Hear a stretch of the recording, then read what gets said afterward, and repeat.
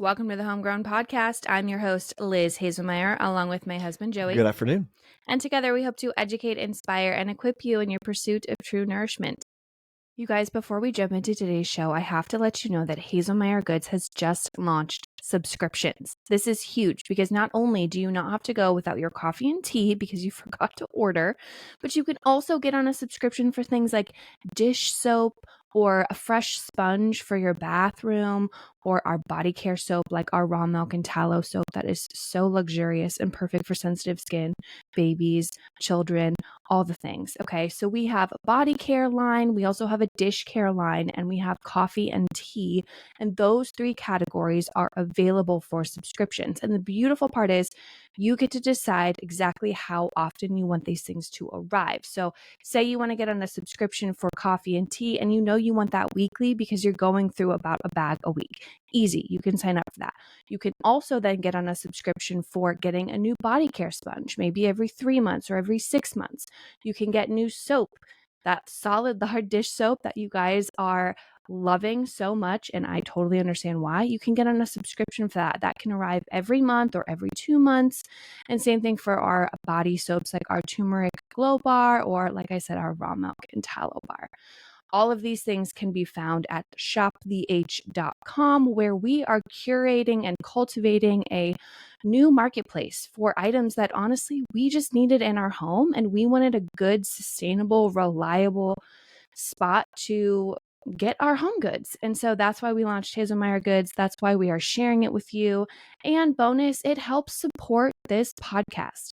We are a self-funded show, y'all. And so all of your support at Hazelmeyer Goods helps us continue to produce content like today's episode.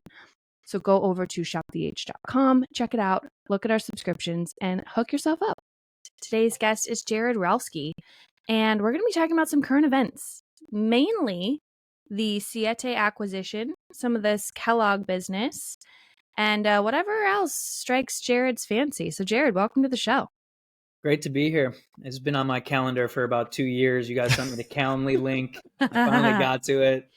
You know, I've been so busy. So He's just a celebrity, dude. He's just, it takes a lot to get a portion of your time. I'll tell you what, this is Jared's second time on the show. So if it's kind of an informal intro, that's why. Go back to our first episode we recorded, gosh, I don't know, a year and a half ago. It's been a while.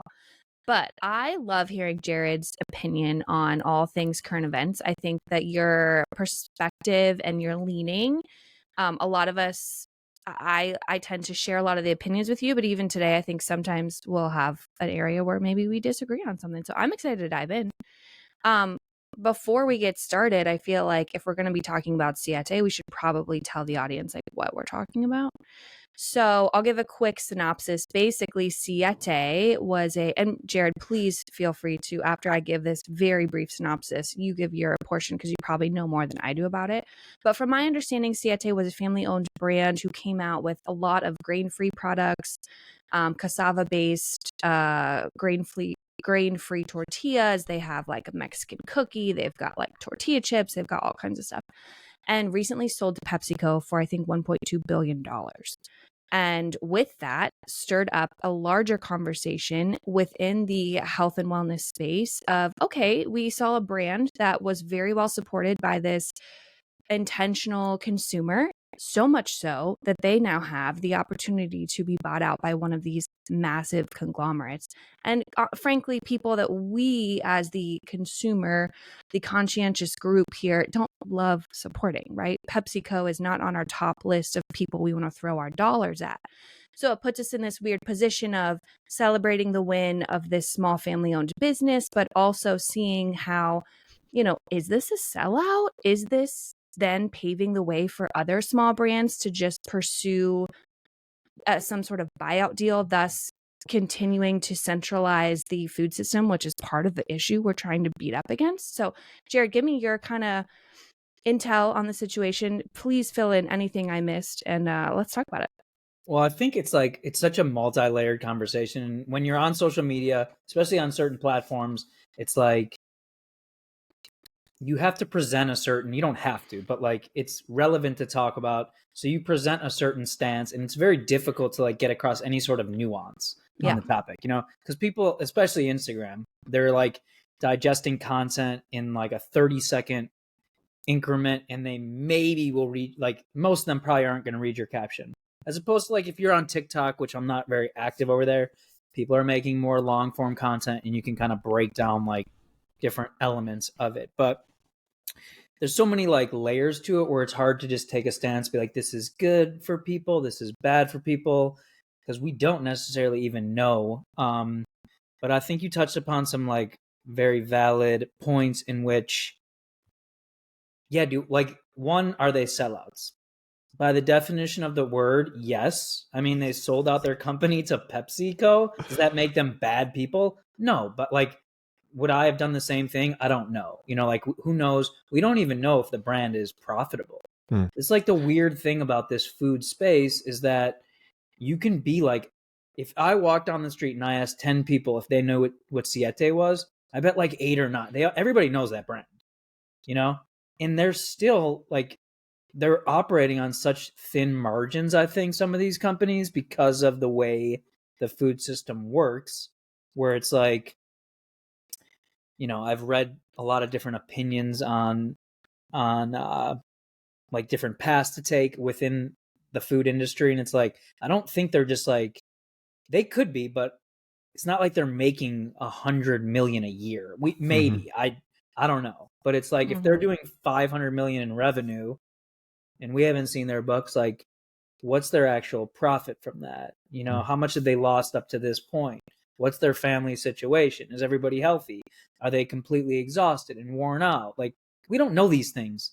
You know what I mean? So it's hard to judge another person on those things. All we can kind of do is look down the line and kind of examine, like, is this good for consumers? Is this good for the food industry? Like, what are some challenges with this, and kind of decipher it that way. How do you, when you see something like this happening, do you worry that it's going to encourage others to walk the same walk? For sure, because I think most people that are in that space, and like you'll see like different people in the health space, they've made comments about this. They're like, this is great because it's encouraging other brands to try to follow suit of Siete, and like we can make these healthy alternatives more mainstream. Well, like that's like totally misguided in my opinion, because for every Siete, there's like 100 other brands. There's plenty of brands making healthy alternatives. You just don't, they're just not like national at this point. And most of them are going to fail because of some of the challenges we just talked about, like supply chain and pricing and getting on shelves. It's like a grind. So it's like, yeah, there's always going to be a Siete, and there's always going to be Purely Elizabeth and a Primal Kitchen. And like, yeah, those are anomalies. They're outliers. But what about the other people that started the brand and they're not getting reach like that? Or the people that did sell out and the quality did take a dive, because those companies exist also, like the Naked Juices of the world, like, you know, there's a whole list of them. I would have to like look through some of my notes, but there's plenty of brands that have sold out and their quality has definitely diminished. And then like you'll see certain people who I think have ulterior motives, or they're just seeing things through like their paradigm of the health space or the food space, where they're like, oh, Primal Kitchen, their quality didn't diminish, and like they'll just kind of cherry pick the one or two brands that have like held the line in theory, because we don't even know. Like, I don't even buy these brands, if we're really being honest. It's just like a topic that interests people and people care about it. But we don't even know, like on the label it may say that such and such brand has the same ingredients, but like we don't know where they're sourcing it from. Like once it gets on Pepsi's line, like I don't have faith in it anymore, you know? With that said, I still wouldn't encourage, like people need to make their own decisions. Like I don't, you know, we're seeing, like we can get into in a little bit, we're seeing like the boycott on Kellogg's right now, which is like, you know, a good boycott always fires me up.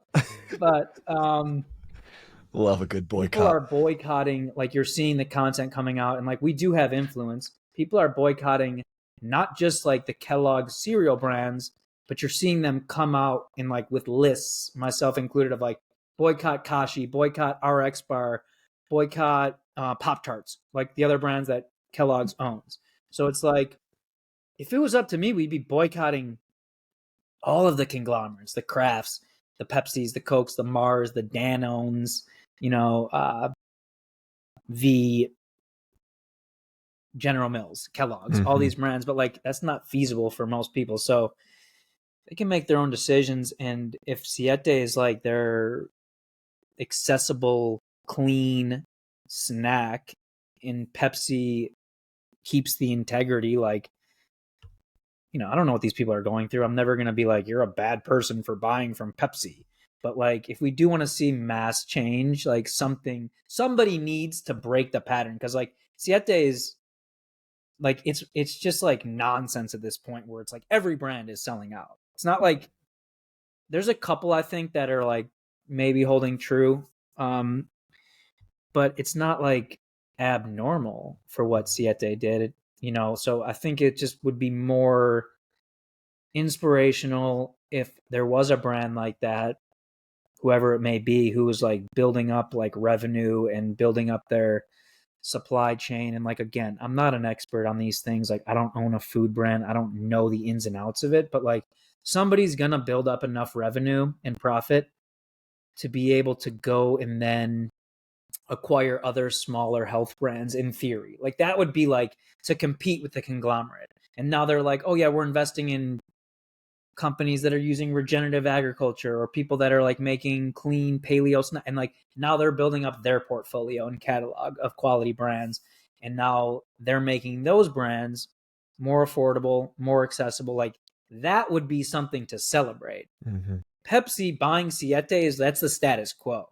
So it's like, I'm sorry if I'm not inspired by it and like taking the side that like this is good for people, because it's like, it's just the consensus. It's just like continuing on as is. So that's kind of my view on it. There's a very good chance that they started out with the intention to eventually sell their brand. I mean, I think companies start all the time with the vision of, hey, in 5-10 years, like, could we sell this thing and could we get a big payout and whatever. So if people weren't aware of that, I think that's a very normal, common goal for a business owner, someone who's starting it up. I had a Google who purchased Primal Kitchen, and they're now owned by Kraft. And so you hear that argument all the time of like, well, Primal Kitchen sold to Kraft, which is also this huge conglomerate, but their ingredients stayed the same. Quote, their ingredient list looks the same as it did prior. We don't know actually where they're sourcing anything, but that's the argument, right? Of what you were just talking about for folks who don't know. And so it's just this interesting thing of when you see an acquisition happen, it's this wait and see moment, right? We don't know anything that's happening. We don't know what this actually means. But I think the other layer that I want to peel back is we have all of this energy and discourse around this acquisition. And one of the things that I was saying in a post about it was like, at the end of the day, this is a processed packaged food. Like, this isn't even a staple ingredient in my home. There's one Siete product I buy, which is their nixtamalized organic corn chip. And I maybe buy 2 bags a month, like maybe, frankly, because they're like $5 a bag. So for this to be a hill I die on just wouldn't make sense. And I think that that's another piece of this too, is the same thing goes for Primal Kitchen, right? It's still a pre-packaged salad dressing and condiment company. It's still something that you don't actually need to buy in your home. You could just be making from scratch pretty easily and for way less money. So I think the other thing is like, okay, we could sit here and battle all day about like what these food companies need to do and how expensive and what is actually the cost of true real food. Or we could peel it back a layer and say, hey, are you entitled to the most clean ingredient processed food in the store? Or should you actually have enough wherewithal to just know how to make it from scratch? And at the end of the day, hey, guess what? You'll save some money. So you even said it yourself. You're like, I don't even buy these brands. And so a lot of this stuff we don't buy either, or we buy very minimal of it to where it's not a staple in our home. So I'd love to hear your opinion on like, when you are giving people brand suggestions and things like that, like where do you draw the line between, hey, this is worth your time to save a little bit and buy it prepackaged, or hey, let's talk about like how you could just make this at home? 100% agree. And it always like confuses me to an extent, because like we know as content creators like what interests people. Like I know what the content that I make that like fires them up. It's like I don't really care about Rayo's tomato sauce. Like honestly, I don't care. It's like I'm not like emotionally invested in any of these brands, because like you said, they are just like glorified processed food, and like I will not call them healthy. They are better alternatives, and like these brands are doing a good job, because we don't know everybody's situation. Like we don't know if there's some mom out there who like is working around the clock and like trying to put food on the table, and like, you know, we don't know the resources they have, and like maybe that Primal Kitchen dressing makes her life 3% easier. She doesn't want to make her own dressing, whatever it is. It's like, okay, you know, and there is always a like a context to it, because like if you're talking about like salad dressings or chips, there's like no good products in those spaces. Like if you look at some of the other like products in like different aisles of the grocery store, like you might be able to find like 5, 6, 7 quality brands like in a specific space. There's like no good chips out there. And even Siete, like it's still chips, guys. You know what I mean? Yeah. Like so yeah, it's like it is splitting hairs though when it comes to like, okay, this brand is approved. Like everybody has like their kind of line in the sand, right? Where it's like, I like these ingredients, but like there's so much nuance to it where it's kind of hard to differentiate between like something that's like goated or bloated, which is like the phrases that I use. But people just want like very simple answers, you know, and it's like we're almost perpetuating the same bad patterns where like we're taking the power from the individual rather than them learning it on their own. So like my like really like with I have like this grocery guide, which is kind of I think factoring into the question you just asked, where it's like, okay, you're going to get the good brands, but you're also going to get like a lot of context and learn in theory, if you actually read it, in theory, how to read the label and like what is actually going into it. And on top of that, like on every page of the guide, it's like, okay, these are good alternatives for like chips, cookies, granola, but I'm always going to remind you, they are like pale in comparison to eating like real single ingredient foods, where the only ingredient, I'm sorry, is the food. It's like, okay, that's a blueberry. All it has is blueberries. You know what I mean? It doesn't have blue and berry, just is a blueberry. So like that's always going to be people's best bet. And like if they have to meal prep or whatever it is they have to do, plan in advance, like that's where people really, I think, need to direct their attention towards like arriving at that. But you're also meeting people at where they are, you know? When I was coaching people, it's like, I'm not going to try to turn them into like a Liz Hazelmeyer like overnight, or somebody who's like really, let's just make small improvements. Like, you know, if you're eating Prego and that's like, okay, like maybe this tomato sauce is, yeah, it's better. Eventually, let's get you making your own. You know? I think that's really what it is all about. And I totally agree, Jared, that convenience foods in and of themselves are convenient.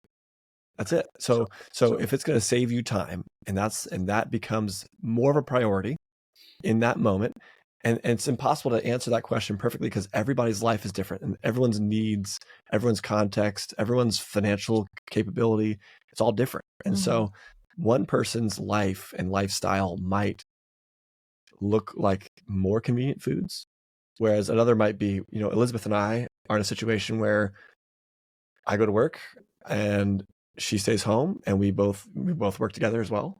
But there is more food being cooked in this house because that is a priority that we have decided on. Elizabeth is capable of making money and working. And when we first got married, actually made a whole lot more money than I was. I was the breadwinner, you know. So it has nothing to do with a, you know, I can make the money and she can't, and more of a, how do we want to prioritize our life and make decisions that are going to benefit our family and ourselves and our health. And one of those ways was to prioritize time towards food prep, cooking, preparing food, rearing children, that kind of stuff. Yeah. And everyone's lifestyles look different. You might not be in that position. You might be in a position where you absolutely both have to work. Well, you may be leaning into more of the, you know, Rayo's tomato sauce, or the, you know, things that come in a package. You know, nachos for dinner, right? So you're gonna find tortilla chips, right? And in that space, you're looking for a clean tortilla chip. And so when someone like, you know, Elizabeth or Jared posts online like, hey, you know, this is just junk food anyway, these people like hear that and go like, well, you don't know where I've been, what I've done, and all that I had to do to get there. And they're all freaking out, and you're like, oh, well, I respect you and I want you to be healthy. And I'm trying to create content that people can hear and read and understand quickly. And so why don't we jump on a podcast and talk about this stuff in long format so people can understand where we stand on this stuff? Because at the end of the day, you know, there are people in the world that are going to benefit, right? I'm using air quotes when I say this, benefit from the PepsiCo kind of purchase. Oh, 100%. Siete, right? Yeah. It may become more convenient for them. The shelves will be stocked more regularly than they used to be. Again, and we're assuming that the ingredients will stay the same. They might not, because they might be sourced from somewhere else. Like this might be tarnishing the brand's quality, right? But they bought the brand image, right? So, and the likeness. So they're going to sell it the same way they have been. And people are going to buy it similarly. You know, there's a lot of people out there that are buying this stuff. They have no idea that they sold. It's just like, oh, well. For sure. Like our corner of the internet is like nothing. You know what I mean? Like, even if we all have like, oh, I got 100,000, whatever it is, like, you know how little that is? Yeah. Go into any grocery store, especially like in certain regions of the country, and like, they're going to have no clue that Siete was bought out. And they're not. And then most people are still going to keep buying it. So it's like these brands that like we're kind of like taking down. And I don't, Siete is a little bit different, but like it's not going to like really hurt their bottom line until people as a whole in the country like kind of start learning what's actually going into their food. And like at the same time, which I am like, for lack of a better word, guilty of, like we're like demonizing and we're creating these food conglomerates. They're the villain. You know what I mean? It's like it plays. You know what I mean? Like people rally behind that type of thing. But we cannot keep blaming corporations for your bad health. Like you can still make good decisions. You don't have to eat Fruit Loops. Like I don't even like the Kellogg's thing. Like I'm totally on board. It's like a good cause, but it's not like the Fruit Loops in Canada, which is like, you know, there's no artificial dyes, which is like, yeah, it is kind of shady that in America they're using like these petroleum derived artificial food dyes like Red 40, whatever it is. And then in Canada they're using like blueberry juice, you know, or concentrate. It is shady, but like the Fruit Loops in Canada are not healthy. You know what I mean? It's not like let's get better Fruit Loops. You know, like it's a good target, and like I think it brings awareness because like people they bandwagon and they get on board with like these movements. So it's like it's bringing attention to like the ingredients, and like people are getting more aware and they're getting wiser. I don't expect them to just like hit the ground running like rookie year Michael Jordan and just like, oh, I got it. You know what I mean? Like, it's a learning curve. So like, yeah, it's a good cause, but like, I wouldn't be feeding my kids the, oh yeah, let's get the Canadian Fruit Loops in America. Like, yeah, better for sure. But like, you know, we got to shoot for a higher standard too at the same time. Yeah. So this Kellogg thing, the company Just Ingredients, or I guess their owner, I guess rallied around 400,000 signatures on this petition for Kellogg's to remove the artificial food coloring and I think BHT, which is in the US version, but not in versions that they sell out of our borders. And so it's kind of this like, well, that's kind of interesting that you have the technology and the equipment to make this without the garbage, but yet you still choose to. And that is one of the things we were talking about before the show is like, but at the end of the day, you're still fighting for just a quote healthier Fruit Loop. You know, I don't eat cereal. You could say I boycotted Kellogg's a long time ago on my real food journey. You know what I mean? But I do wonder, I think there's two different things going on. I think there's a game being played on the public stage that, to your end, is at least bringing some awareness. But I think those of us who have been in this game for a while and are a little more maybe dialed in our own personal health journey, it doesn't apply to us anymore. Some of this stuff just frankly doesn't apply to me because I already don't buy those things. And when I say that, people get real mad because then they say that I'm, holier than thou. You have to remember that everyone's on a journey. And if someone is further along in the journey than you, that's okay. If they're if they made a different turn than you, that's also okay. If you're in a different season and so your journey is paused in some sort of way, that's fine. But I think one of the pitfalls of this whole internet nutrition war that we see going on is that the public is almost like expecting to be told what to eat. I feel like people are like, well, the government's not really telling me like a good meal plan, so I need to find this in a very simple 1, 2, and 3. What should I be eating to live the healthiest life? Or beyond food even.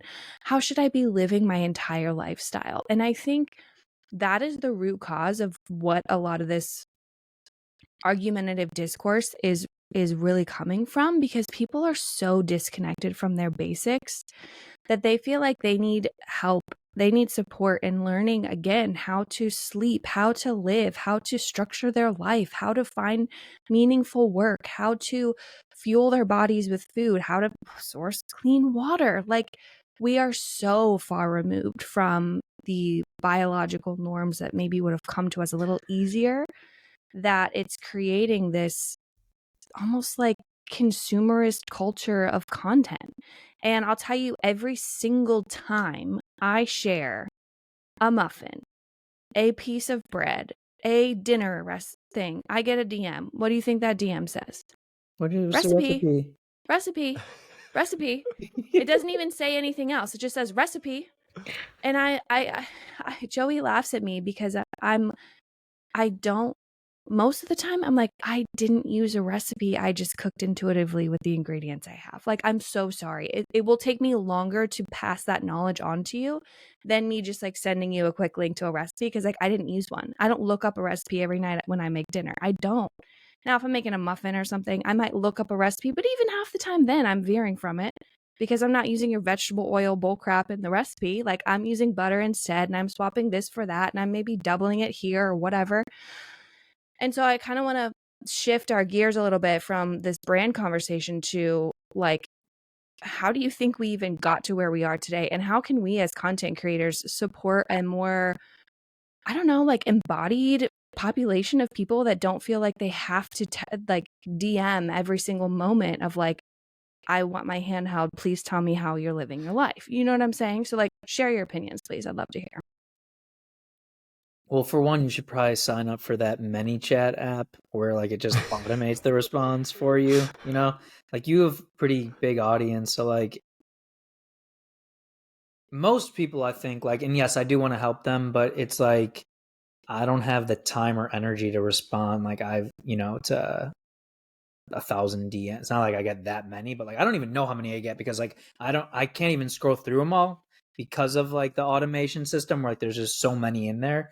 But it's like I've created these solutions for them, like broad-based solutions. So like either download it or go like like I'm not a coach to them. You know what I mean? Like they have to learn it on their own. Like everyone's looking for shortcuts to an extent. And I think it's like kind of these same patterns that we've seen on like the macro level are happening on like a micro level, where it's like we've just taken every shortcut as a society in the name of convenience to like, what was it, like 2 generations ago? Like most people were like growing their own food, or like they all knew how to cook and like what to eat. And like basically because of in a large way like propaganda, and then the way that society, like these turns that we've taken, like we've completely wiped that out, and like humans knew how to do that for like thousands, tens, hundreds of thousands of years in theory. So it's like we're just being brainwashed, and like we're so plugged into this quote unquote matrix, which is like a real thing, you know. It is, there is something real about it, where we've been told so many lies about like nutrition. It's like they change it every 10 years. Like remember in the 90s it was like Snackwell cookies and like no, like, you know, like it's always something different, where it's like no sugar. Now it's like high protein. Then it's like, oh, we're doing designer fats now. Like, you know, avocados making it's like they keep changing it, and it's almost like part of it is by design, I think, to confuse people. Like if we really want to kind of go in this dark area where it's like, okay, they're profiting off of our demise, you know? And like, again, I don't want to blame the corporations. They were not built to have a conscience. Like they are not connected to like some higher power. Like they're not operating based on like a connection to the divine and like we're going to do right by people. Like they are built to like make money and make money for their profit holders, and they're going to do that at any cost. Like they don't care about your health. So we shouldn't expect different from them. Like, yeah, we can bring attention to it and like demand more from them, but at the same time, like I don't need them. You know what I mean? Like, yeah, I'm not like so self-sufficient at this point where if like the grocery store closed, it's not like I have like a cucumber, you know, stock growing in my 1-bedroom apartment in Santa Monica, you know, but it's like, I don't eat anything from Kellogg's or whatever it is. Like I'm already with you, where like I already boycotted them. I'm just like riding this wave right now because it's the popular topic. So I agree wholeheartedly with you, where it's like, if you really want to learn about these things, like when I was like on my initial health journey, I didn't even have an Instagram account. I was like, you guys are losers. Why are you on there? It's because it wasn't healthy. It was like totally, it wasn't in congruence with like, you know, what I wanted to be. And then like due to some factors during the pandemic, my job, kind of in the NBA, like for the listeners, I've been a scout and executive in NBA basketball for like 15 years. Like things were shutting down. I was like, okay, this isn't really going to be feasible for me anymore. Went back to school, got like a certification from the Primal Health Institute, which is like Primal Kitchen. Mark Sisson, the owner of Primal Kitchen, that's like, he's like the godfather of the paleo lifestyle, we can say. So it's like a whole like 6-month accreditation course. And then I got an Instagram page, but I'm like, I didn't learn about health through short form content. Like go read a book, or like I really like most of my learning was like through podcasts, and almost like more spiritual, I would say, podcasts, like just like mental health world, like ways to look at the world, like more than in the weeds on nutrition. Because I think really like it is a big lever that people can pull for their health, but like we're like obsessed, where it's like there is no perfect diet. Like it's taking up way too much of our mental bandwidth to like really focus so much on nutrition, because I think it's natural, because like one, people like eating, we're like addicted to eating. It like shapes our entire life. 3 meals a day, you know, like you base your life around those 3 meals a day. I wake up and I'm like, can't wait to eat my protein pancakes, maple, hooray, you know, like all these, like it's like how we're programmed. And people like, for at least a short amount of time, I think if you give them like action steps, like they can follow the food stuff to an extent. Eventually they may crumble because whatever their diet is isn't even sustainable for a number of reasons. But like try telling those people, get off your phone. You know what I mean? Go join a community group, which like I'm not great at these things right now, but like those are harder steps to take. They're not as sexy as food, and we have to look at like health holistically also. Like every branch of health needs to be looked at holistically, but like the entire sum of all these parts, like we're so hyper fixated on the nutrition, where it's like people are, oh, what supplements do I need to take? And like, what brand of supplement? And like, what about this? And it's just like never ends, where it's like,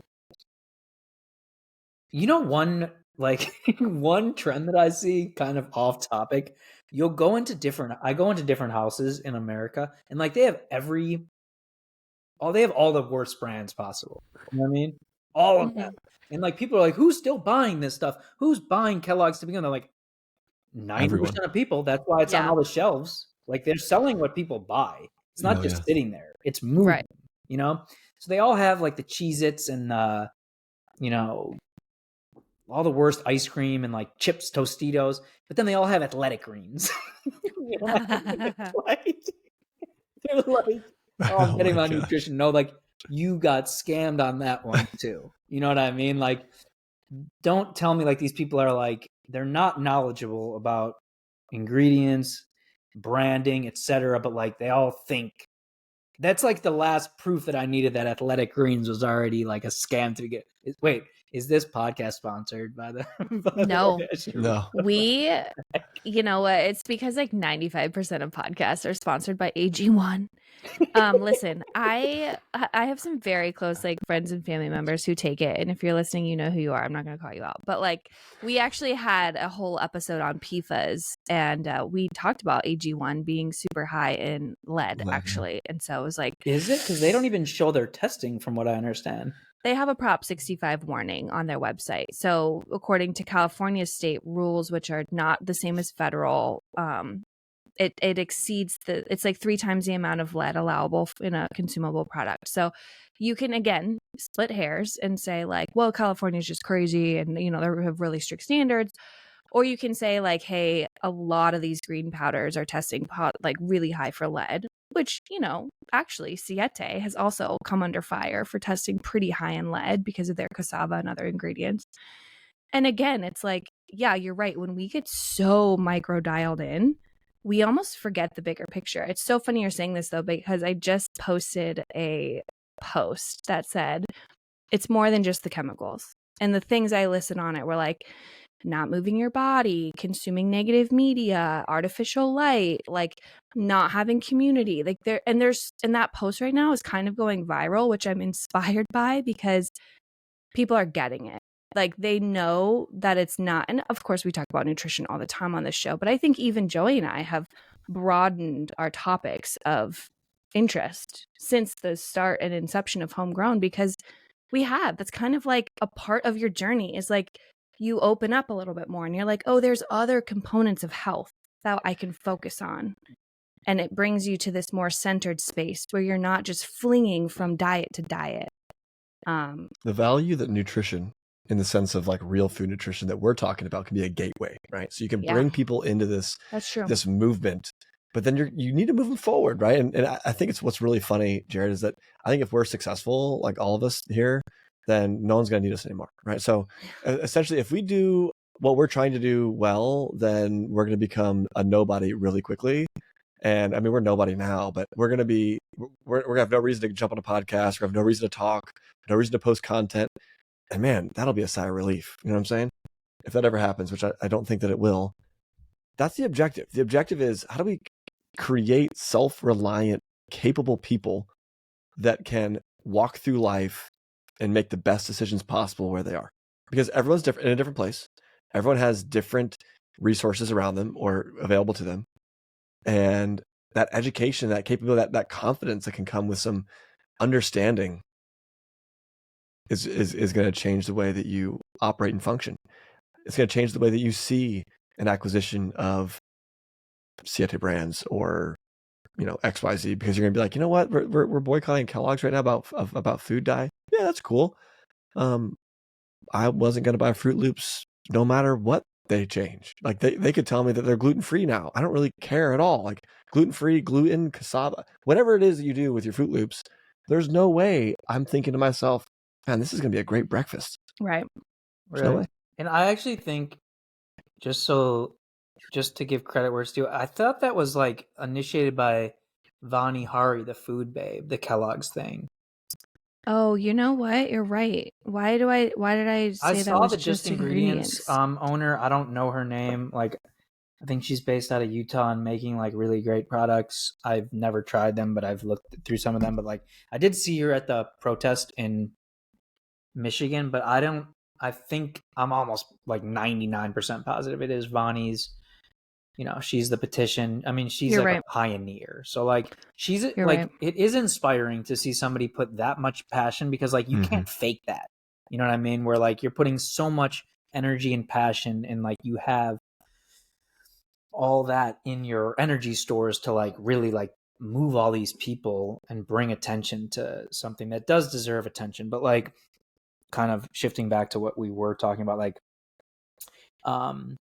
all that stuff is like so real, like especially the negative media stuff, like with this election coming on. I don't know when Oh my gosh. listeners will listen to this, but like we're like 2 weeks out, and like my TikTok is just like flooded with and I'm in Milwaukee right now, so like I'm like kind of a little more isolated than normal, but it's like flooded with like election content, and it's like definitely affected my mental health, where it's like, what am I watching? Like, this is like, it's created in a way to divide people. Like, it's not like, that's not like a conspiracy. It's like, if you are consuming whatever side you're on, quote unquote side, like it's really kind of silly when you look at it, like when you take the lens out, but it's like, it will make you think that the other side is like completely remedial, and like they have no discernment, and like and it's like that with a lot of things. So like it makes you like dislike human beings to an extent, where it's like, how do you not see it my way? Where it's like, I see it completely different than everybody else, you know, and you might see it different and whatnot. So yes, totally a real thing. When we're talking about like all these levers of health, and because I can feel it, and like we're just like so disconnected from, like, we're kind of far off on a lot of these things. But is it, and Liz, like you may disagree, but like it's always weird to me where, because like it comes down to research and like just a little bit of common sense, where it's like, why are you guys watching me? Like, you know what I mean? Like, yeah, I've like researched these things like cookware and ingredients and stuff, but it's like, go read a book, you know, go like really, if you like really want to learn about a topic, like read something long form or start consuming something like that, where it's like, creators, I think like Instagram really should be a place where like you find creators or coaches or experts in certain fields, you get introduced to them, and then you can consume their like long form content, which like I don't have as much of as you do because of your podcast, but like you can consume their books and then like learn more about their guests on their show. Like that's kind of the path that I took, where I was like listening to like the Sean Stevenson Model Health Show, or like Aubrey Marcus's show, like back in the day, and they would have a guest on that would talk about a specific topic, and then I would just buy his book. You know what I mean? Like I would just buy his book, read the book, and learn way more that way, as opposed to like watching. Your brain just doesn't retain like stuff from 45-second clips. There's like a fad or this micro learning. I see it all the time of like, man, I'm making 10 million a year now because of, you know, investing my time and effort into micro learning. And I'm like, that is so bogus. So anyone out there is listening to this that thinks that they can watch Instagram Reels or TikTok videos and wildly improve your life skills and ability, there's just no way that's true. That's the algorithm that has identified that you want to be a better person, and they're going to show you things that think that you're becoming a better person to keep you in the app. It's literally the Matrix. It's crazy. It's insane. Micro learning is a scam. You're literally just watching like inspirational videos like all day long. You're so inspired, but you're not acting. I'm just consuming Muhammad Ali, but it's like I'm sitting on my couch. I haven't done anything today. It's like, that guy's in really good shape, you know. I'm watching this guy in really good shape, and I'm gonna go outside and, you know, stretch and think like, man, I'm feeling inspired, and I'm gonna go sit back down and watch some more people in shape. It's crazy. There is the occasional post that's like, get off your phone, and I'm like, thank you, needed that. Yeah. Like, good piece of content. Great piece of content. Yeah. This is such a good topic, and this is kind of where I wanted to steer us anyways. So thank you, Jared. But I agree. And something that you can kind of one, I feel like I'm in the category of content creator. I'm definitely not an influencer by any means, because I don't do brand affiliates. So like I'm not influencing you to like purchase anything. but I create content, like educational content around various topics, right? So I think those two things are different, but I do think that any way that you can sort of judge whether a content creator is serving you in your current stage or not is like, there's some tells real quick about, you know, where they are and where they're going. And for me, something I've always tried to do is like give you a piece of information that's been really impactful in my life, dialed in a like either a phrase or the fastest way I can say it so that it can click in your mind, and then give you 10 books to go read on the topic. Like I'm always pushing you at every single resource. I have a list of references, a book list at the end. I want you to go continue your research outside of what I'm just saying. I never want someone to just listen to what I'm saying and be like, well, Liz says this, because I have no credentials. Like, guys, I hope that's not a surprise. I'm just a mom who pursues real food and a holistic lifestyle. And I've lived a lot of mistakes in the area. And I've also like had some wins. And so I love sharing that. I love sharing our story. And I love talking to people who are way smarter than me. So like that's always my goal, is to push people for continued learning. But I also really find a lot of purpose and enjoyment in being that like midline communicator. I like communicating. I like talking. I like writing, frankly. I love writing. And so whenever I sit down to like write a new resource, like I just launched a relatively new resource not that long ago, that's its whole premise is to teach you how to think about food, not to give you a list of foods to buy and not to buy, but just like give you an ideology, a philosophy, and then from there continue your learning. Huge book list at the end of it. I hope everyone who buys that book then goes and buys all the other books I told them to, because that will be the thing that feeds into their roots, that keeps them grounded. And I think something that you and I have seen is if you are in this, if you're like getting tossed in the waves for too long, you start to become a pendulum that's swinging way too hard to the left or to the right. And I think that's where you enter a danger zone of like all your identity becomes in the food you eat, the supplements you take, the fact that you drink AG1 powder or like whatever it is. And you completely tune out all the other aspects of your health. And you might lose community because you're kind of a jerk now because you're like such a pompous person that like won't eat the seed oil, or you are scared to like go meet a friend out to eat because you're worried about the food. Like there's so many scenarios where this can play out into a detriment to your health versus being something that allows you to live a holistic, well-rounded lifestyle. I made a joke about that recently, and it was, there's so many people in the world that show up to Thanksgiving and they're like, I'm gluten-free. And they kind of just like dominate Thanksgiving. It's like, well, this person's gluten-free, so we're going to have to like change and or like adapt everything that we make or have multiple versions because like so-and-so's gluten-free. Like we're going to take it. This is a big deal. And I'm like, dude, we should roll in there and be like, hey, I'm allergic to seed oils and processed foods, right? And just be like, I just can't eat them. And just, I need you to adapt the whole Thanksgiving meal. I need everything to be changed or a separate portion set aside for me. Cause you know, Jenny over here is getting her gluten-free, stuffing that's being made. It's insane. But like, what about me? Like and the amount of tension that would put into people's lives. And it's like, man, that would never be worth it. That would never be worth it. Here's where you'll get hate though, is like, if gluten is a true allergy, that's going to be a different Yeah, that's fair.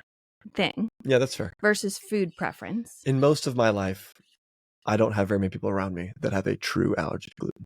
It's more of I'm trying to avoid this because I feel like that's what's it's best more for of a me. like, I watched some, and there's more awareness. I was watching Jared online. He was like, hey, maybe I should try cutting out gluten. And now this is like my Bible. Like I have to cut out gluten now forever. It's like, it's the same thing. You see somebody online that says like, you might see an influencer that says, don't eat vegetables. I mean, there's people out there that are literally saying, don't eat vegetables. Oh yeah. There's lots of people that are saying don't eat vegetables. It's crazy. We're omnivores. Their like entire identity and all their like income stream is now based off of like this very rigid diet that doesn't have like, you don't, and I'm not one of those people that's like, what's the science say? But like, there's no way you can prove to me that the entire population should be on a carnivore diet. Like, it's insane.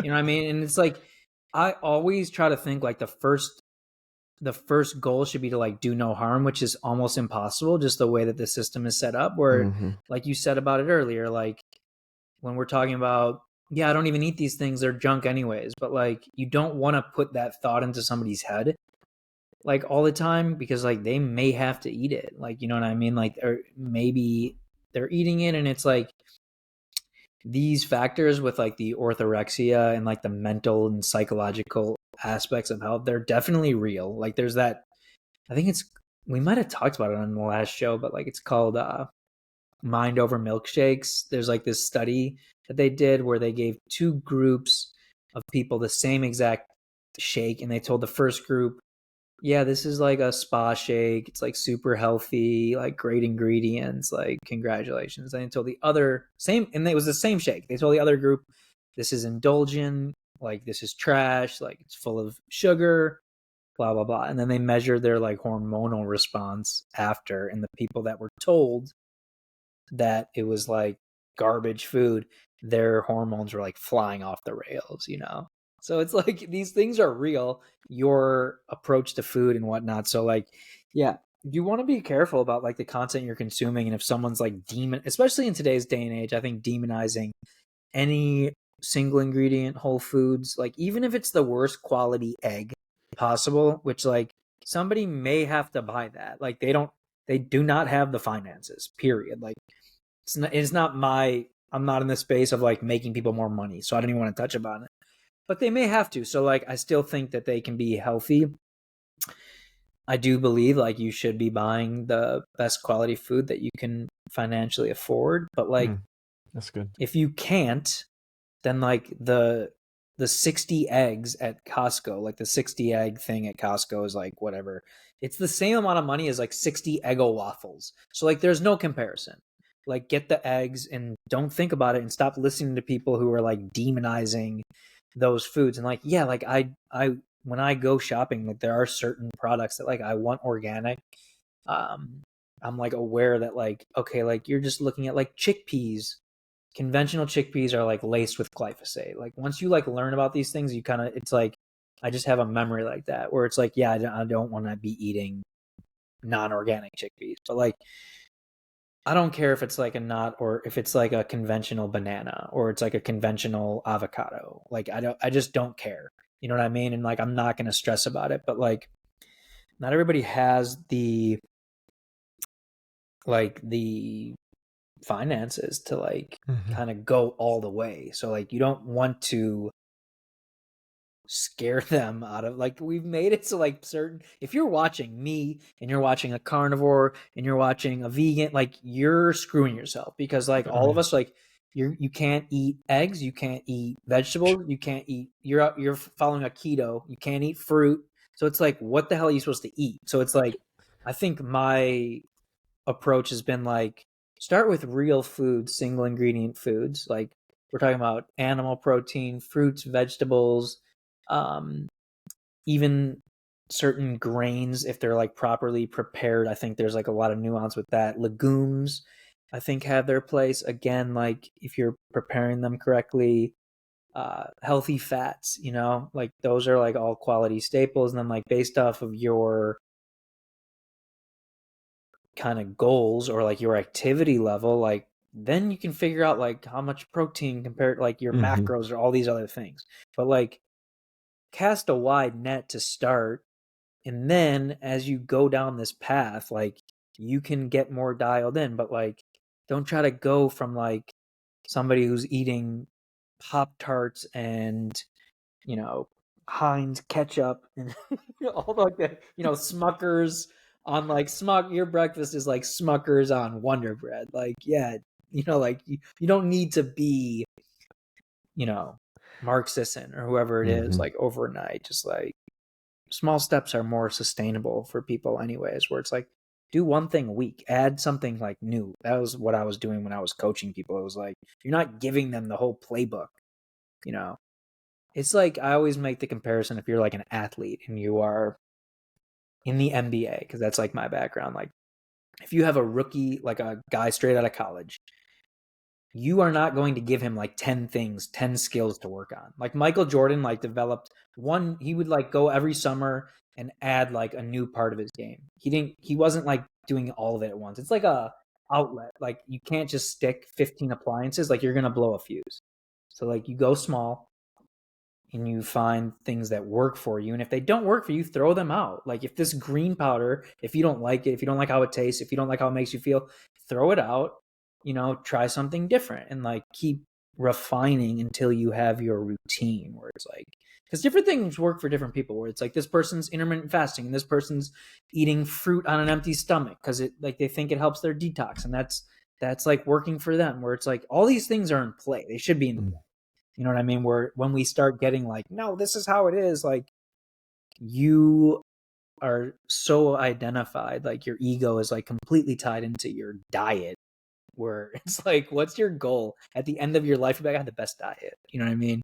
Like no one cares, and you can be healthy without having like this like perfect diet, which doesn't even exist anyways.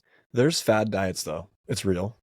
And it's the reason, in my opinion, having a little bit of a peek behind the content creator kind of curtain, is that there is something to be said about, and we do it, right? We talk about Siete when news happens, that there's real strategy to that, right? Because we want to get in front of as many people with the message that we have as possible. So we want to do that. That is an objective that we have. That being said, fad diets, things that start to become very viral, they generate views, they generate clicks, they generate exposure, they grow your account. So you get into this perpetual cycle where carnivore, or what was the big one that I always have such a problem with? Pro-Metabolic.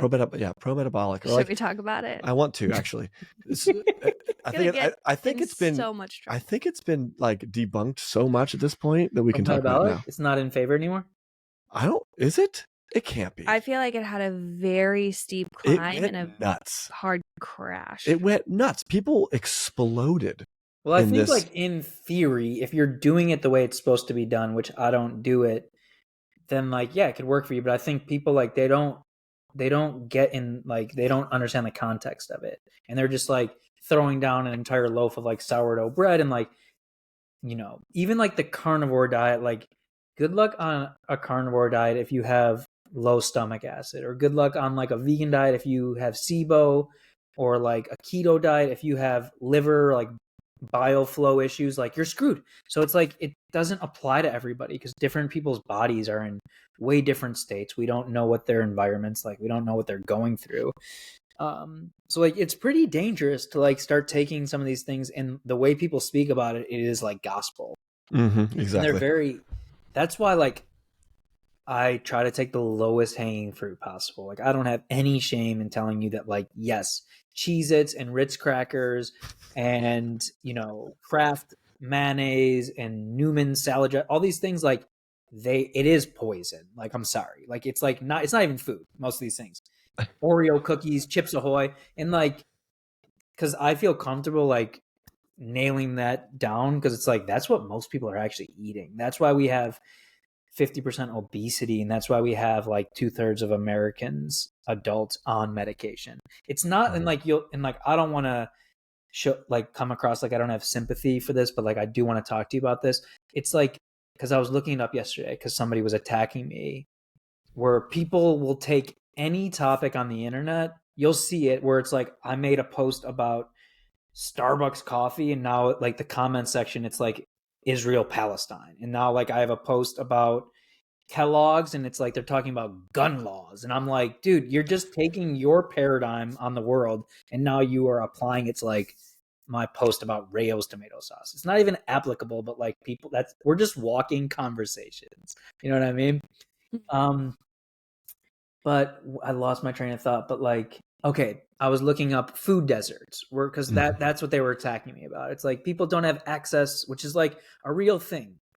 Like I understand from my research, and I don't know how accurate it was, but like I guess we have 5% of people are living in a food desert, and what that even means, and I could be wrong about this. Like I haven't really done like a deep dive, but what that means, it's kind of unclear. Like they don't have access to, like, basically their access to food is like convenience stores, 7-Elevens, gas, where like there is no single ingredient real foods there. That's all that they have access to. That's 5% of the population. Okay. That's not why 50% of the people are obese. The math isn't mathing. So it's like, I think people like there are a lot of people like enabling and making excuses for people where it's like we're kind of at the 11th hour, if that's the term. Like we're kind of like at a crisis point where we're kind of like falling off a cliff where like where does this lead to? We don't even know. But like you're seeing when it comes to all the chemicals and the fake food and whatnot, like you're seeing it deteriorate. Like each generation it's getting worse. And like I know there's some study and maybe it might be with like rats or something or like mice where like they were exposed to certain chemicals and like by like the third generation. I would have to look this up. I could totally be wrong. Like if you should get a fact checker on here. But but by like the third generation, like they were like dead from like this with these chemicals. So it's like we're just doing so much through the environment and like people think that like because I create this content, I'm like judgmental of their health decisions. Like I'm more just like, dude, that's like really, it's bad for the environment to be supporting the Kellogg's of the world. Like that's just a fact. Like they're just have no regard for the environment through like the glyphosate and like the pesticides and herbicides and like the monocropping and all these things. Like we can't have healthy humans without a healthy environment. So like I'm more like if you want to like destroy your own life and like body, like that's a deeper conversation because I think we just lived through this period during COVID where like we all are connected. And like I look at that on a metaphysical level, but like you saw it on a physical level where like and I'm sure there's exceptions, you know, like I don't want to offend anybody because like people were passing away like during this time period, but like the majority of the people, like if you look at stats, we're just talking about like stats here. And again, like there's exceptions to this, but like I think 95% of the people that I think had like either severe reactions to COVID or died from COVID had like an average of like 4 preconditions. It wasn't like it wasn't just like randomly sweeping through the population. So if we were living in like an optimized society health wise, like it wouldn't have even been a blip like based off of that. So like, yeah, we all are connected and like your health, like we just saw like maybe some guy, like there's countless people that like lost their businesses because of that. And like, because of the shutdowns and totally different topic, but like your bad decisions, like even if it's just on such a microscopic level, we can't really quantify. Like even with the Siete thing, we don't know where it leads to. There's so many paths and like, you know, it is affecting like the greater whole. Like even the things that you do in private or the decisions you make,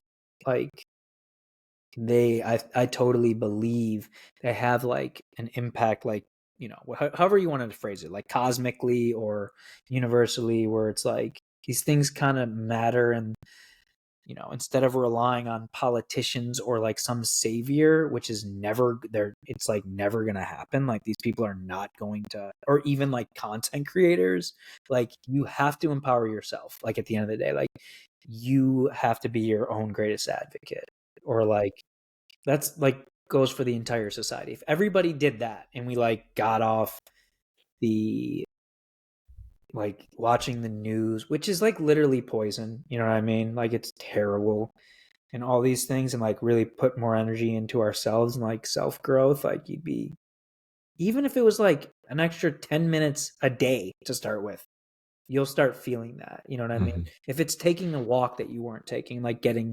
sunlight, instead of like putting these energies into these entities that they don't give back. It's not reciprocal. So like you're seeing this like stunt of energy flow where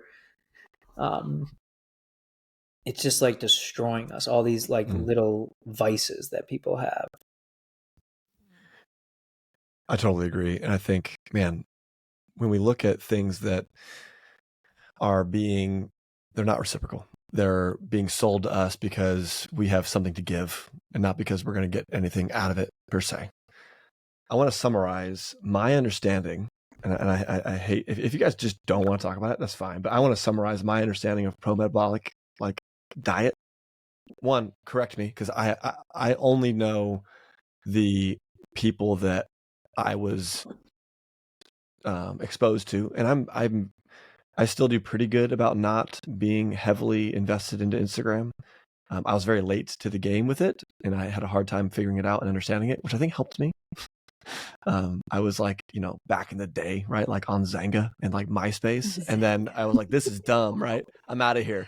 And then one day it was like, you should get an Instagram. I'm like, oh, I don't know what to do with this. Anyways, so here we are. I am on Instagram now. It's a good case study. I think that's why you want to bring it up. I do. And I think there's a lot of fad diets in the world, but there's also some validity to some diets for certain purposes. And I think we should discuss that a little bit before we just passively say things, or at least I say things with some fire to it and then, move on. My understanding of pro-metabolic eating, okay, was the objective, if you were going to partake in this program, was to essentially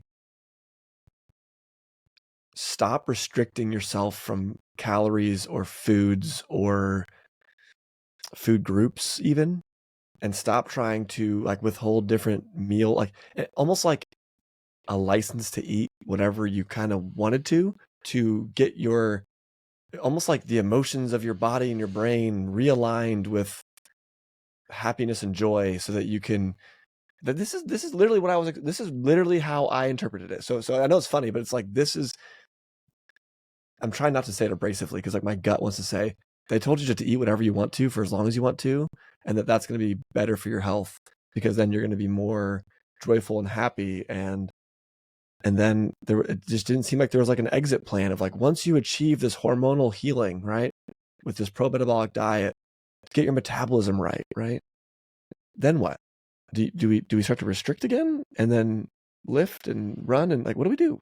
It was very strange for me. So anyways, you guys, because I'm the turd in the call here, you guys correct me and tell me what this was. What was it all about?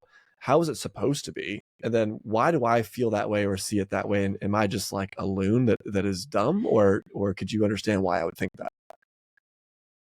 I'll just say, I'm only laughing. I'm not laughing at you. I'm only laughing because your like male brain understanding this very feminine movement is so spot on to probably how a lot of other people saw it. So one, the issue with any fad diet, the issue with any like nutrition war on Instagram is that, you're only getting a snippet. You're getting a tiny piece of Ray Pete is like the big guy, the pro-metabolic, but like you're getting basically telephone, right? This person said that, this person said that, this person said that, this person said that, that's what this guy said is good for your metabolism. And so the way that its final expression came to be, and maybe some of the larger accounts that you were exposed to, that's how it felt to you. It was like, hey, wake up in the morning. I had sourdough bread with honey, and then I drank my coffee, and I put a bunch of cream and sugar in it. And it was like, and then the post would be like, pro-metabolic, I've never been happier. And I like look at the breakfast, I'm thinking to myself, good Lord, you're basically just eating a bunch of carbs and sugar like for breakfast. Like, just because it's quote unquote sourdough and it's kind of hip doesn't mean it's like, I mean, I wouldn't compare it to Fruit Loops, but like, you can make a cookie at your house with really clean ingredients, and you know what it is? It's a cookie. Like it's sugar. If you eat a ton of homemade cookies, you will be unhealthy. You're still eating cookies. It's like, that's kind of how I felt. Is the diet still like in vogue? Like, because I don't even get content like that. Like, all the content is like, wow, we're doing more steak and eggs on cutting boards. Like, that's what I'm seeing. I see all the I feel like carnivore is the current fad. So I haven't seen pro-metabolic anymore, but maybe it is. It's just I'm not seeing it. We've shifted. Here's my Help us from getting torn up by all the pro-metabolic content creators, because they were like killing it, like that's they were what I'm like saying, dude. Yeah, they haven't been growing. It's been a rough season for them. Guys, this is terrible. I am not gonna comment on the creators themselves, but I will explain how my brain is processing this movement and why it's relevant to this conversation. Because Joey's just dying over here over someone's sourdough breakfast. First of all, some of the elements of the quote pro-metabolic diet were this philosophy that you should be stoking the metabolism with regular influxes of glucose, which I just wholeheartedly disagree with, because I'm more on the Jesse and Chelsea side of like glucose revolution. You shouldn't be eating that much, and you should be balancing your glucose with protein and fiber. Who is that? Jesse and Chelsea. In Chelsea, I think that's how you say her last name. She's the glucose goddess. Wrote a great book called Glucose Revolution that I read, and it was just it made a lot more biological sense in my brain than constantly stoking your metabolism with sugar to promote a heightened metabolism, instead of, hey, build muscle mass, balance your blood sugar, avoid blood sugar spikes, and that's how you can gain So help me. hormonal The health. objective of pro-metabolic eating is to reset your metabolism, which the theory here is that there, again, the people that are out there that actually know that are probably offended from hearing me say this. They're so offended. And people are offended by me regardless. And so just come after me. I'm fine. I mean nothing. Elizabeth's smart. She can stay clean. But like it almost seemed like this diet was preying on women that were unsure of their health and dealing with struggles and challenges. And then like, does that make you mad? It does make me mad, because I feel like it's these people that are it felt like they were being sold something. Like, here, buy this recipe book, and you're selling someone something that's easy, right? You're also selling something to someone that's easy. Like, hey, just don't worry about it. And then buy this, give me your money. And then if you give me your money, then you don't have to worry about it. And then when people start suffering, but like, then these people would like post pictures and like images and stuff of themselves being like super fit and super healthy. And I would sit there and think to myself, there's no way, unless you're a genetic freak of nature, that you're scarfing down sourdough all day long and you look like a swimsuit model. There's just no way. I did not like it. It didn't sit well with me. I think, well, one, it is the Ray Peat diet, who like I actually think is like it's not like I've like done deep dives, but like I actually like the guy, and like I think he's like a very smart guy. And I think whatever the interpretation, like you said, the telephone thing, because I have some friends who like eat that way, and like almost like even Paul Saladino now is eating more that way, where it's like he, maybe not the sourdough, but like he's eating a ton of fruit, where like I think that like the main part of the diet, like I understand what Joey's saying, but like the main gist of it is like eating foods. It's like an energy balance, right? Where like you're eating foods that are easy to digest, that give you the most amount of energy. I'm not an expert on this diet, but like I don't want to give it a bad name that it can't work. I think people were just like misinterpreting it, like, which is another danger in social media, and taking it too far, and like they thought it was a green light to like eat whatever they want.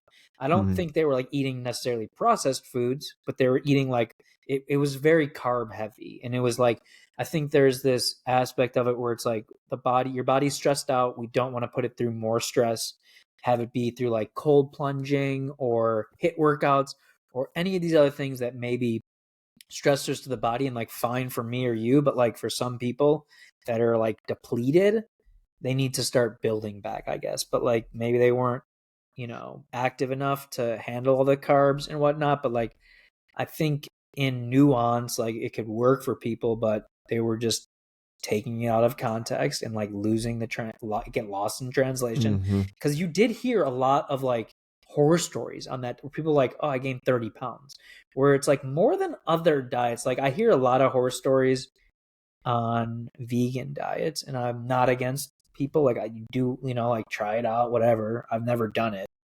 I think their intentions can be good, but like there are a lot of people who have failed on the carnivore diet, but it's almost like they have this, like, that diet has this like protective, shield over it. Like, because I was eating that way, I never felt worse in my life. And I'm not even blaming the diet necessarily, but like kind of going back to what I was saying earlier, where like, now we know I was like living in a moldy apartment, I think, which can like deplete your entire system. I wasn't digesting food well for a number of reasons. So like that's a heavy diet. Like it's a very rich diet. Like, yes, it's a nutrient dense diet, but like I think the people that are saying that like, oh yeah, this is so easy to digest, like meat is not, like, if you don't have the digestive fire, it's not that easy to digest for some people. Like so you're saying like something that is really like, for somebody else, it's kind of in direct like opposition to like what their bodies actually experience. So people are getting confused. You know what I mean? So like, again, like if you really want to learn about these things, go read Ray Peat's blogs, or like, I don't know if he has a book, but like he is like, there's all these like gurus, you know what I mean, that like are kind of like the chief commander of these different, like the doctors. You have like the Dr. Sebi alkaline diet, and you have like the whoever you want to pick for like the carnivore diet, and then you have like Ray Peat is like the pro-metabolic, like Mark Sisson's like the like. And I'm not like taking shots at those people. Like, I'm a big fan of Mark Sisson. Like, he was like the professor of the class I took. Ray Peat was like a very under the radar guy. He wasn't like in the spotlight. Like, he wasn't like a big ego of all these like gurus, quote unquote, were like, oh, I invented this new way of eating. It's like he seemed pretty based and like a solid guy. I know he recently passed away, but like, Yeah. some of my friends are like fully on board and like they feel great and like they're probably doing it correctly. You know what I mean? I know I was being aggressive. Yeah, you hate these people. I mean, so much. I don't even look at it as a feminine diet though. Like, so I think you summed it up great. It was an energy input and output. And I think that's one of the biggest things that people confuse any diet with. And I think that's why I lean so heavily into Jessie's work, is because that's what she talks about, energy input.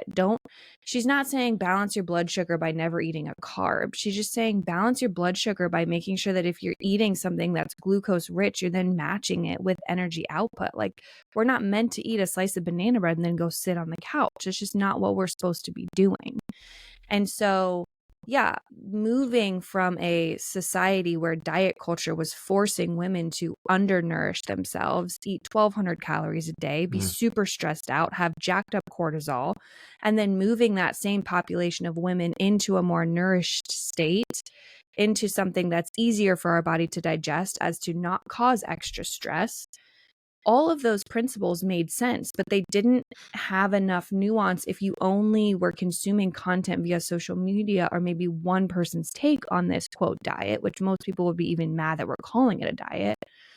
And so I think that just loops back into the conversation we had earlier. It's like, well, how should you even be finding your content? And I think for anyone who is listening to this podcast or engages on social media, it's like what we said before. Use Instagram as inspiration. Use it as fuel to, you know what? I want something interesting to look at. I need something uplifting. I want some inspiration. Maybe I want to find, a content creator who I like following along with their story. And then from there, hopefully that creator has more for you to dive into if they have more to share. But outside of that, be getting the bulk of your nutritional information from other resources, longer form content, things like podcasts. Even YouTube can be wonderful. YouTube can be longer form. Read people's, like, when they have created things like guides and courses, if it resonates with you, like, go through the whole thing and actually freaking read it. Don't just like look at the highlights. And because, like, I understand I'm putting together some of these things and I want you to be able to read. I want you to read every single page of the book I write. Like, I do. That's how I write it, as if you're reading it in its totality.